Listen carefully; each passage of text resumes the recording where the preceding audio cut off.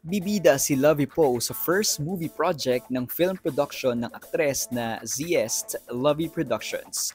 Ito ang The Sacrifice na isang suspense thriller movie na idinidirect ni Prime Cruz habang si Direk Gerald Tarog naman ang nagsulat ng script.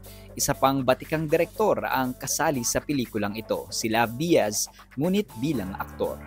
Nasa cast din sina Enchong D, Pokwang, Max Collins, Tommy Alejandrino at ang international actors na sina Timothy Granaderos at Louis Chapman. Talagang kailangan yung panoorin nito dahil meron kaming ipapakita sa inyo na hindi pa natin masyadong nagagawa dito sa Pilipinas. Kaya abangan ninyo. Samantala, nandito ngayon sa bansa si Monty Blenco para suportahan at samahan si Lovie sa shooting ng nasabing pelikula sa probinsya ng Quezon. Sa kasalukuyan, hindi muna tumatanggap si Lovie ng ibang offers dahil gusto niya mag-focus sa kanyang unang film project. Proud siya sa proyektong ito dahil Pinoy na Pinoy raw ang kwento na gusto niyang ipagmalaki at mapanood sa ibang bansa.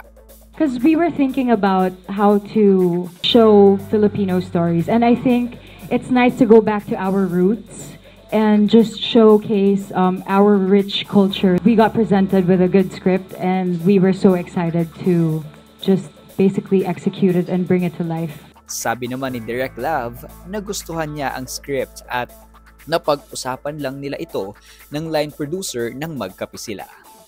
Wala akong magawa. Nakipagkape ako sa ilang kaibigan sa Hinel. Nakita ko ako ni Acris. Sabi niya, Direk, arte ka. Sabi ko, yes, of course. Yun lang, naging usapan lang yun. And then, pinadala sa akin yung script. Binasa ko lang yung part ko muna. And then I have the script now. Yeah, okay.